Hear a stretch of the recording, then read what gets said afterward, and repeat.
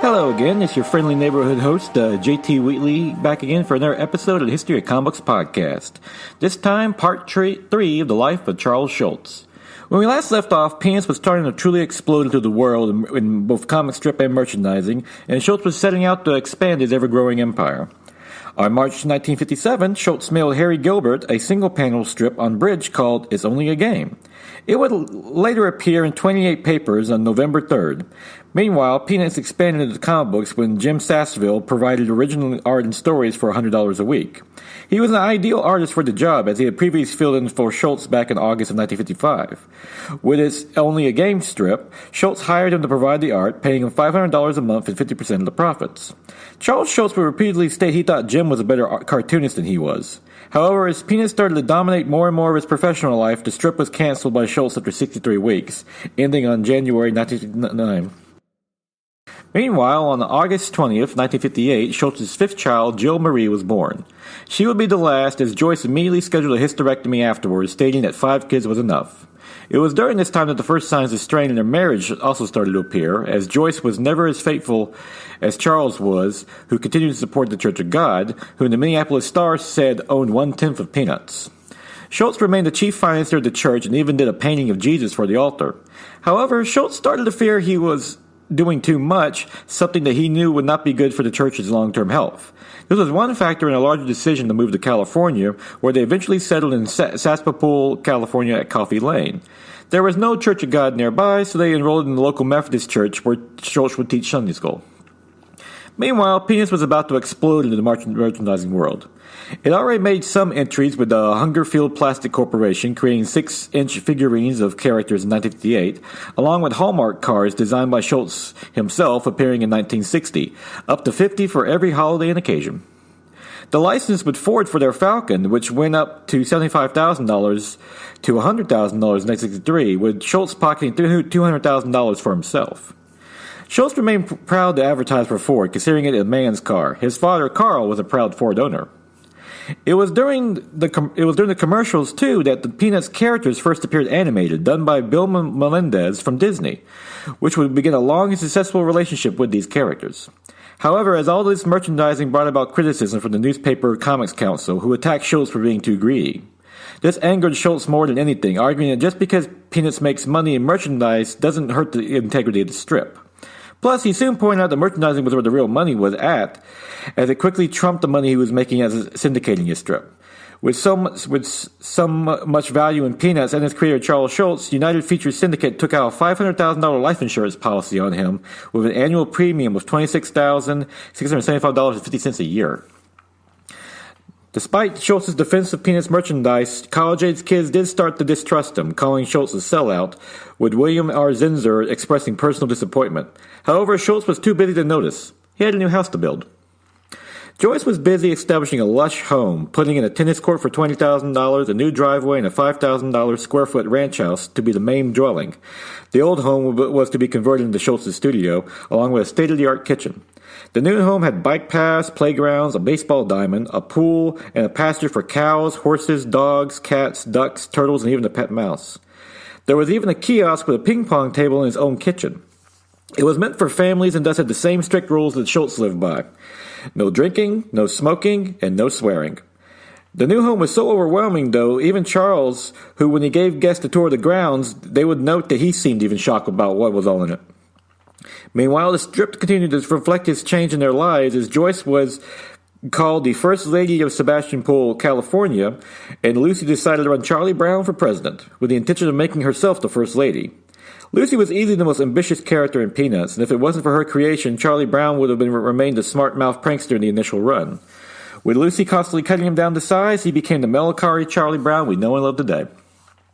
It was also around this time that another strong female was introduced into Charlie Brown's life, Peppermint Patty, the tomboy and star athlete of his friends, first appearing in the strip on August 22, 1966.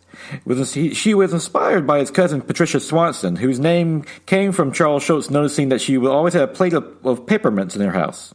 She would soon represent another subtle way Charles Schulz would use Peanuts on social commentary, as Peppermint Patty was an excellent athlete playing alongside the boys despite being a girl. It would, however, lead to some allegations that she was a lesbian, and even larger discrimination when one thinks about it, as why does one think just because a girl is a tomboy and plays sports, she must be a lesbian? It didn't help her bookish friend Marcy, who first appeared on July 20th, 1971, constantly called her Sir, something that even Patty objected to early in the strip. Schulz would distance Patty for being a lesbian, partly out of concern for his cousin, and during the 1980s, the character would even develop a crush on Pigpen, the constantly dirty member of the Peanuts gang first introduced back on July 13th, 1954. Marcy herself would become a way for Schulz to provide some social commentary as well, when during a July-September 1973 series of strips, she reluctantly joins the baseball team with Peppermint Patty, where she starts to receive chauvinistic insults from a male teammate Thibault. While Marcy's character was always slow to anger, the end of the story arc ends with her finally slapping Thibault senseless. Of interesting note, Thibault never tormented Patty, probably because he knew knew better than to cross her. With the new house in Sebastopol built, the Schultzes also bought a house in San Francisco to their friend Jen Dower, Joyce's friend, while also using it as a place to stay when visiting the city. One notable thing about the Schultzes, despite their growing wealth, is that they didn't invest in stocks until 1969. Carl, Charles' dad, at one time suggested buying a hotel as an investment, but Joyce mocked them and Charles both, since their mechanical skills would have made them horrible landlords. Once their home was finished, the entire family was amazed, and it was during the family gathering that the phrase, "happiness is a warm puppy," was first mentioned, before first appearing in the strip on April 25, 1960.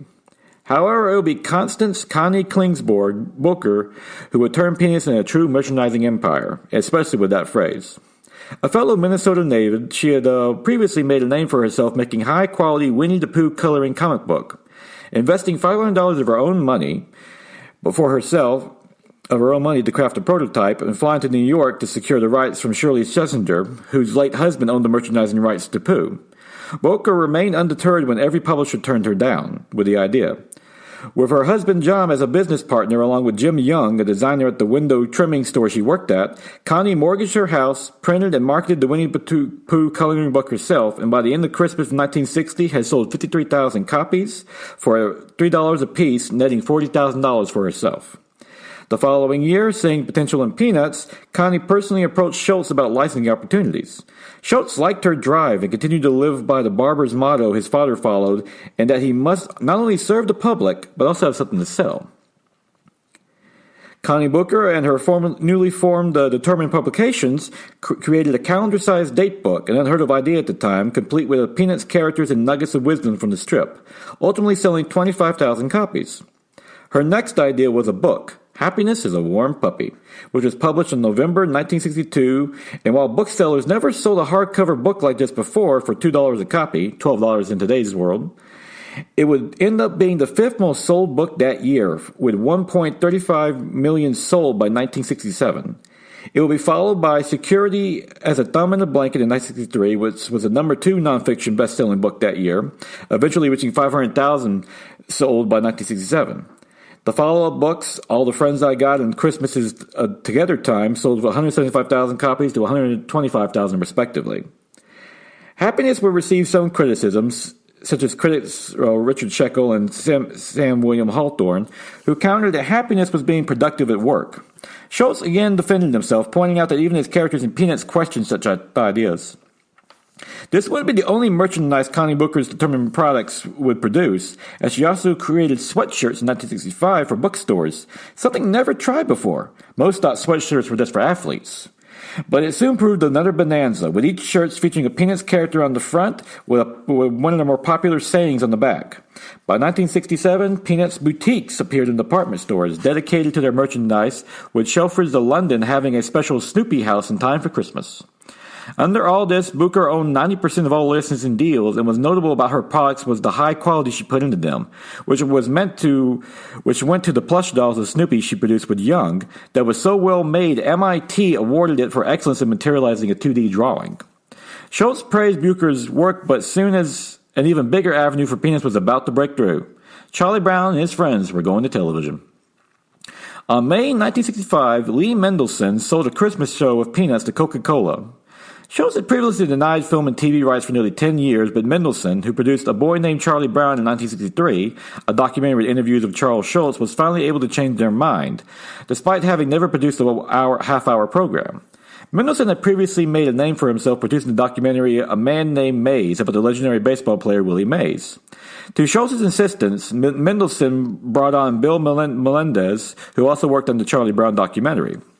A former Disney animator who worked on Fantasia, Pinocchio, Dumbo, and Bambi, he had formed his own production company in 1963, and Schulz trusted him to bring his characters to life, especially as he had didn't Disneyfy his characters in the Ford commercials he previously worked on.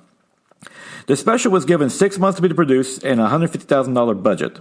The cartoon would eventually consist of 10,000 hand-painted cells and, at first for animation, use actual kid voices for the characters.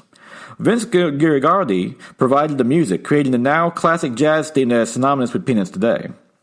One thing Schulz insisted on was that Linus recite the Gospel of St. Luke, chapter 2, 8-14, about the birth of Jesus to remind viewers the true meaning of Christmas, stating if they didn't do it, who will? Schulz had become more spiritual than religious in his later years, though his faith remained strong, and it continued to shine through in his strip.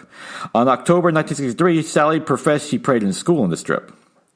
The religion of Peanuts was so prevalent, it led to the book The Gospel According to Peanuts by Robert Short, which was published in 1965, ultimately selling 10 million copies.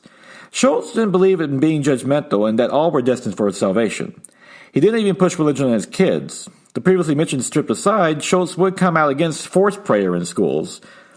Peanuts' religious influence, though, was so effective that writer John Updike noted that church pamphlets across the country started to resemble the strip. Back to the cartoon, it was soon $25,000 over budget, and when finally previewed for the network executives, they expressed worries over the show being slow, flat, and was especially worried about those Bible quotes. Nevertheless, the Charlie Brown Christmas special premiered on December 9th, 1965 at 7:30 p.m., preempting the regularly scheduled Munsters, with 15.5 million TV households watching the special, at the time nearly half of all the viewing audiences in America. And the critics raved. It would soon win both a Peabody and Emmy, and has since become recognized as a regular event in Christmas viewing. With the success of the Charlie Brown Christmas special, the next holiday to tackle was Halloween, with its A Great Pumpkin, Charlie Brown, which premiered on October 27, 1966, inspired by the unseen holiday spirit Linus believes in, first appearing in the strip in 1959. Vince Guaraldi once again provided the music while Bill Melendez produced the animation, and it became an instant success, receiving an Emmy nomination and, like the Christmas special, is now an annual fixture for TV viewing in America every Halloween. However, Schulz's new success would be overshadowed when his father, Carl, died on May 28, 1966. Buried back in St. Paul, Minnesota, he didn't even attend the funeral due to his fear of flying and over-anxiety over his death. Plus, Schulz reportedly rejected his stepmother, openly and insensitively stating he hoped he and his mother Dina were now reunited in heaven. By 1967, Peanuts appeared in 745 daily strips and 393 Sunday papers, covering half of the U.S. papers and bumping Dick Tracy as the top comic strip in the country. Despite his professional success, he grew more distance from Joyce, who instead focused on her more projects. Their children were raising with class as well, as Charles was more gentle with the children, and Joyce was left to be the disciplinarian.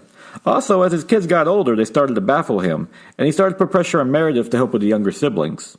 He preferred she dressed conservatively, though would later state that he had no problem with the miniskirt, the risque clothing for women at the time in 1967. This would also widen the rift between Charles and Joyce, who would continue to bury himself in work to ignore her.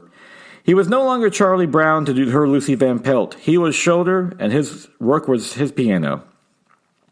Even with his success, Schulz tried to answer as much fan mail as possible, which by June of 1967 was 500 pieces a week.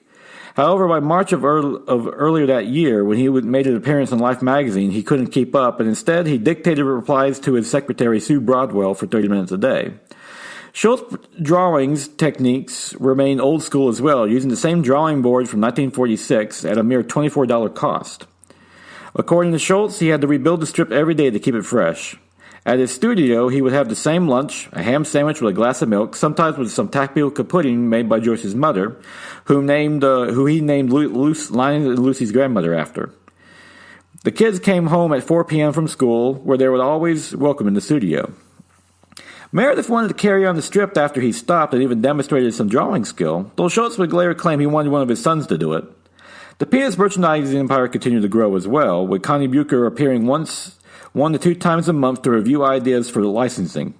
AV Enterprises, for example, made Peanuts jewelry, which after a $10,000 startup in sales